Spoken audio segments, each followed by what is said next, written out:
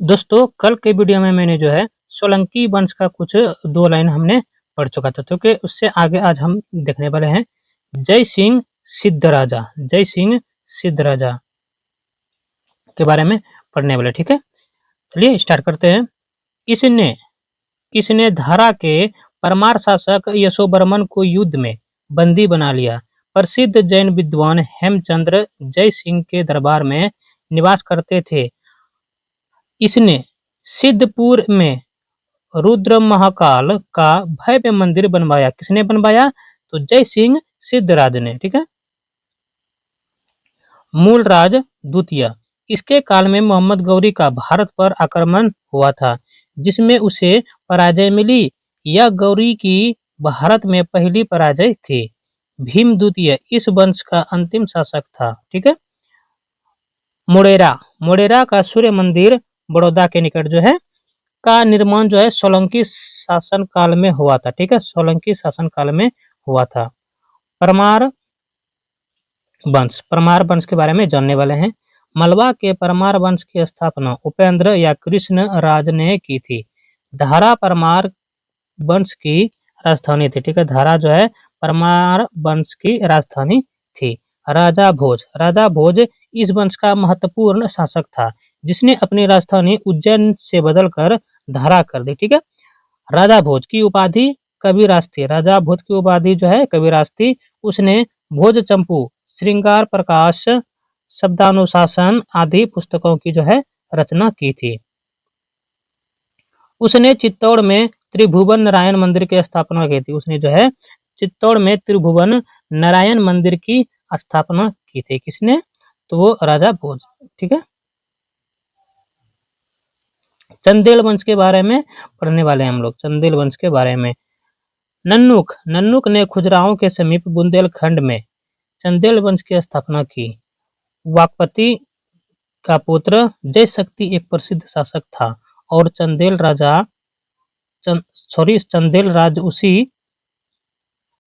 उसी के नाम से जेजाक भुक्ति के नाम से जाना जाता था। चंदेल अपनी कला के लिए विश्वविख्यात है। चंदेल जो है अपनी कला के लिए विश्वविख्यात है। चंदेल कला का केंद्र है कालिंजर, जो कि उत्तर प्रदेश में, तथा खुजराहो छतरपुर जिला मध्य प्रदेश है। चंदेलों ने खुजराहों में करीब 30 मंदिरों का निर्माण किया। चंदेलों ने खुजराहों में जो है करीब 30 मंदिरों का निर्माण करवाया। ये मंदिर जैन व ब्राह्मण धर्म से संबंधित है। यहाँ एक भी बौद्ध मंदिर का निर्माण नहीं हुआ। राजा धग द्वारा निर्मित विश्वनाथ मंदिर खुजराहों का सबसे अलकृत मंदिर है। ठीक है। ढंग ने जिन्नाथ एवं वैद्यनाथ मंदिर का निर्माण करवाया। कदरिया महादेव मंदिर एक प्रसिद्ध मंदिर है। कलचुरी चेदी वंश है। ठीक है। चेदी के कलचुरी ढाल मंडल के राजा ने अपनी राजधानी मध्य प्रदेश के जबलपुर के निकट त्रिपुरी में बनाई थी। कोक्कल प्रथम इस वंश का पहला राजा था। कोक्कल प्रथम जो है इस वंश का जो है पहला राजा था। किस वंश का? तो कलचुरी चेदी वंश का जो है कोक्कल प्रथम था, प्रथम राजा। एक अन्य शासक युवराज के दरबार में राजशेखर ने कुछ समय तक निवास किया। कर्णदेव इस वंश का सबसे शक्तिशाली राजा था, जिसने कलिंग पर विजय प्राप्त की और त्रिकलिंगाधिपति की उपाधि धारण की। उसने बनारस में कर्णमेघ नामक शैव मंदिर का निर्माण करवाया था। विजय सिंह इस वंश का अंतिम शासक था। किस वंश का? विजय सिंह जो है अंतिम शासक था। तो याद रखिएगा कलचुरी चेदी वंश का अंतिम शासक था। ठीक है। 2.4 भारत पर अरबों का आक्रमण को देखने वाले। भारत पर अरबों का आक्रमण हुआ था। अरब खलीफा अल वाजिद के आदेश पर मोहम्मद बिन कासिम ने 712 ईस्वी में मकरान के रास्ते स्थल मार्ग से सिंध पर हमला किया। यह हमला सर्वप्रथम देवल कराची पर हुआ, जिसमें देवल का पतन हुआ। उसके बाद कासिम ने चाचा के बेटे दाहिर पर हमला कर मुल्तान तक के इलाके पर विजय प्राप्त की। दाहिर राबौर के युद्ध में मारा गया। ठीक है, दाहिर राबौर के युद्ध में मारा गया। सिंध पर कासिम के आक्रमण का प्रमुख उद्देश्य इस्लाम का प्रचार, भारत की आर्थिक संपन्नता एवं साम्राज्य विस्तार की लालसा थी। ठीक है, 2.5 है भारत पर तुर्कों का आक्रमण। चलिए, भारत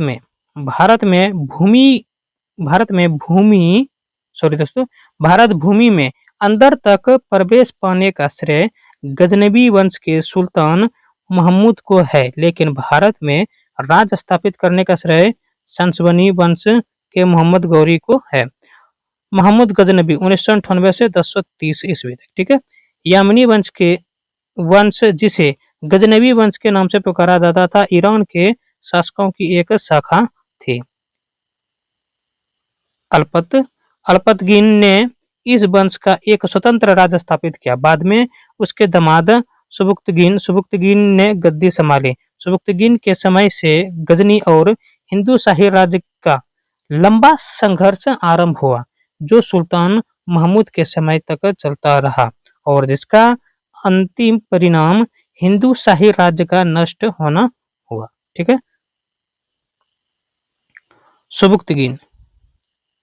सुबुक्तगीन की मृत्यु के बाद 1998 ईस्वी में महमूद 27 वर्ष की अवस्था में गजनी के तख्त पर बैठा और 1030 तक शासन करता रहा।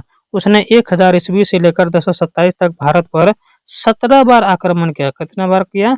17 बार। ठीक है, महमूद के आक्रमण का कारण। ठीक है, पहला, भारत में इस्लाम धर्म की प्रतिष्ठा को स्थापित करना चाहता था।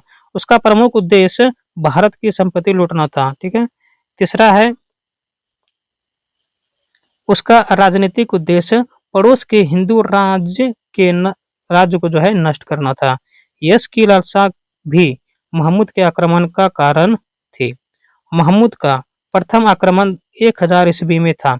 उसका दूसरा आक्रमण 1001 ईस्वी में हिंदू शाही राजा जयपाल के विरुद्ध हुआ था। पेशावर के युद्ध में जयपाल पराजित हुआ और उसने आत्मदाह कर लिया। जयपाल का शासन काबुल व पंजाब क्षेत्र में था। बेहंद उसकी राजधानी थी।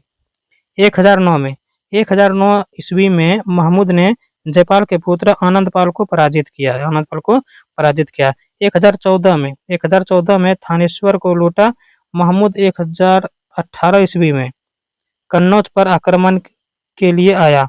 आगे चलकर उसने मथुरा व वृंदावन पर आक्रमण किया और अपार संपत्ति लूटी। 1025 ईस्वी में महमूद ने गुजरात स्थित सोमनाथ मंदिर पर आक्रमण कर भव्य शिव मंदिर को लूटा और मंदिर को पूर्णतया नष्ट कर दिया। इस समय यहाँ के शासक भीम प्रथम था। महमूद का अंतिम अभियान 1027 ईस्वी में जाटों के विरुद्ध थी। उसकी मृत्यु 1030 में हुई। महमूद का संरक्षण अलबरूनी, फिरदौसी, उतबी और फर्रुखी आदि विद्वान थे।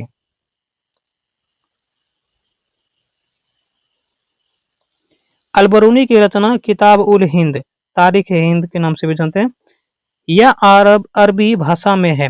अलबरूनी ने 2 संस्कृत पुस्तकों के अरबी में अनुवाद किया, सांख्य जो कि है कपिल मुनि के और महाभाष्य पतंजलि के। ठीक है, शिहाबुद्दीन उर्फ मुइजुद्दीन मोहम्मद गौरी वंश का उदय 12वीं शताब्दी के मध्य हुआ।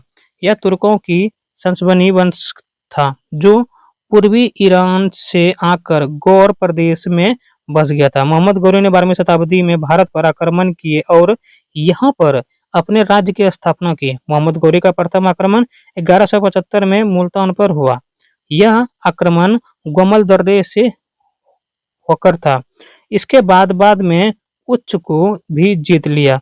1178 में गौरी ने गुजरात पर आक्रमण किया, लेकिन मूलराज द्वितीय ने आबू पहाड़ के पास गौरी को हरा दिया। यह भारत में गौरी की पहली पराजय थी। 1179 में गौरी पेशावर को जीता। 1185 में सिलाईकोट को जीता और 1186 में संपूर्ण पंजाब को जीतकर गजनवी का राजवंश समाप्त कर दिया। तराइन का प्रथम युद्ध यह 1191 में भटिंडा के निकट तराइन में हुआ। पृथ्वीराज तृतीय ने मोहम्मद गौरी को पराजित किया। तराइन का पेज नंबर 28 है। तराइन का द्वितीय युद्ध 1192 में हुआ, ठीक है, जिसमें मोहम्मद गौरी विजयी रहा और पृथ्वीराज तृतीय को कैद कर लिया और बाद में मृत्यु दंड दिया गया। चंदावर का युद्ध यह युद्ध 1194 में हुआ। गौरी के कन्नौज के शासक जयचंद को पराजित कर उसे मार डाला। 1193 में गौरी के गुलाम कुतुबुद्दीन ऐबक ने मेरठ और दिल्ली को जीता। 1193 में दिल्ली भारत में गौरी के राज्य की राजधानी बनाई। ऐबक ने 1194 में अजमेर को जीता और वहां पर हिंदू एवं जैन मंदिर को नष्ट करके उनके अवशेषों से दिल्ली में कुब्बात उल इस्लाम मस्जिद बनवाई। बाद में 1196 में अजमेर में संस्कृत विश्वविद्यालय की स्थापना पर 2.5 दिन का झोपड़ा नामक जो है मस्जिद बनवाया। 1205 ईस्वी में गौरी का अंतिम मुकाबला खोखरो से हुआ।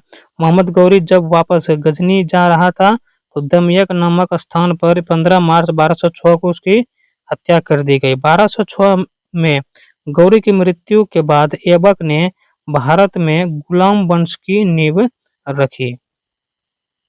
ठीक है, पॉइंट नंबर 2.6 है जो मध्यकालीन भारतीय इतिहास के स्रोत है। ठीक है, देखते हैं इसको। साहित्यिक स्रोत, लेखक और पुस्तक। देखिए, पुस्तक का नाम पहले पढ़ेंगे, बाद में लेखक का नाम है। ताज उल मासिर हसन निजामी, तहकीक ए हिंद अलबरूनी, तबाकत ए नासरी। इसके लेखक जो है वो है मिनहाज उल सिराज। नू सपेहर, किरान उस सादेन, खजान उल फतू, मिफ्ता उल फतू, तुगलक नम। इसके जो लेखक है वो है अमीर खुसरो। अगला है जियाउद्दीन बर्नी। ये जो पुस्तक लिखे हैं ये है तारीख ए फिरोज शाही, फतवा ए जहांगीर, फुतहात ए फिरोज शाही। इसके लेखक है फिरोज शाह तुगलक। फतवा उस सलातीन, इसके लेखक जो है इसामी है। मलफूजात ए तिमूर, जो कि आत्मकथा है, अमीर तैमूर लंग ने इसको लिखे हैं। तारीख ए मुबारक शाही, इसके लेखक जो है वो है यहया बिन मोहम्मद। वाकियात ए मुस्ताकी और तारीख ए मुस्ताकी, इसके लेखक जो है शेख रिजकुल्ला। फवाद उल फुआद, इसके लेखक अमीर हसन सिज्जी है। ठीक है, विदेशी यात्रियों द्वारा विवरण, इब्न बतूता 1313 ईस्वी। ठीक है, यह मोरक्को का यात्री था जो मोहम्मद बिन तुगलक के शासनकाल में भारत में रहा। इसकी रचना रिहाला, ठीक है, था। दूसरा है अब्दुल रज्जाक, ईरानी राजदूत। यह देवराय द्वितीय के शासनकाल में भारत आया था। मार्को पोलो इटली के रहने वाले थे। 13वीं शताब्दी में भारत आया। निकोलो कोटी इटली के पर्यटक। इसने 1420 में दक्कन की यात्रा की। डोमिगोज पायाज पुर्तगाली यात्री। यह विजयनगर के शासक कृष्णदेव राय के समय भारत आया था। बारबासो पुर्तगाली यात्री। इसने विजयनगर के शासन व्यवस्था का विवरण दिया। नुनीज, यह पुर्तगाली घोड़े का व्यापारी था जो विजयनगर दरबार में रहा। स्मारक के बारे में जानने वाले हैं। ऐबक का मकबरा लाहौर में, शेरशाह का मकबरा सासाराम बिहार में।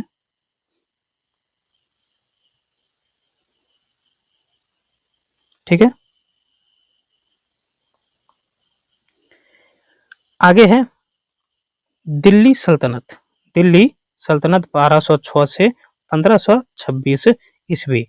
2.7 है। मामलुक सुल्तान 1206 से 1290 ईस्वी तक का कवर कर लेते हैं। दिल्ली सल्तनत के अंतर्गत सबसे पहले गुलाम वंश की स्थापना हुई। गुलाम वंश या ममलूक वंश की स्थापना कुतुबुद्दीन ऐबक ने की। कुतुबुद्दीन ऐबक 1206 से 1210 ईस्वी।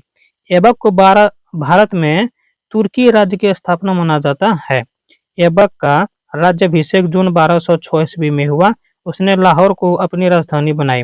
1208 में गौरी के भतीजे गयासुद्दीन महमूद ने ऐबक को दास मुक्ति पत्र देकर सुल्तान की उपाधि प्रदान की। ऐबक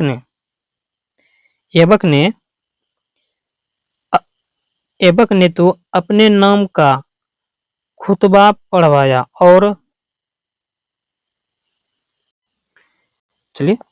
ऐबक ने न तो अपने नाम का खुतबा पढ़वाया और न ही अपने नाम के सिक्के चलवाए। वह लाखों में दान दिया करता था, इसलिए उसे लाख बख्श कहा जाता था। ऐबक ने दरबार में हसन निजामी एवं फख्र ए मुदब्बिर रहते थे। ऐबक ने सूती संत ख्वाजा कुतुबुद्दीन बख्तियार काफी के नाम पर दिल्ली में कुतुब मीनार बनवाया, जिसे इल्तुतमिश ने पूरा किया। उसने दिल्ली में कुब्बात उल इस्लाम और अजमेर में 2.5 दिन का झोपड़ा नामक मस्जिद का निर्माण करवाया। 1210 में चौगान या पोलो खेलते हुए लाहौर में घोड़े से गिरकर ऐबक की मृत्यु हो गई।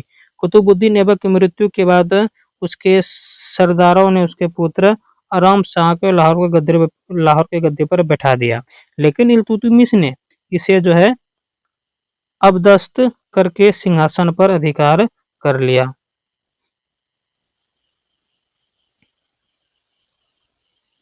ठीक, आगे है इल्तुतमिश 1211 से 1236 ईस्वी तक का। ऐबक ने इल्तुतमिश को अनहिलवाड़ युद्ध के दौरान खरीदा था। वह ऐबक का गुलाम एवं दामाद था। इल्तुतमिश शमसी वंश का था और इलवारी तुर्क था। वस्तुतः इल्तुतमिश दिल्ली का वैधानिक सुल्तान था। उसने सुल्तान के पद की स्वीकृति गौर के किसी शासक से नहीं बल्कि खलीफा से प्राप्त की। उसने दिल्ली की गद्दी के दावेदार ताजुद्दीन यलदोज और नासुरुद्दीन कुबचा को समाप्त किया। उसने दिल्ली को अपना राजधानी बनवाया और अपने नाम के सिक्के चलाए। उसने 40 गुलाम सरदारों के गुट अर्थात तुर्कान ए चिहालगानी के संगठन की स्थापना की। इल्तुतमिश की दूरदर्शिता के कारण तुर्क राज मंगोल आक्रमण से बचा रहा।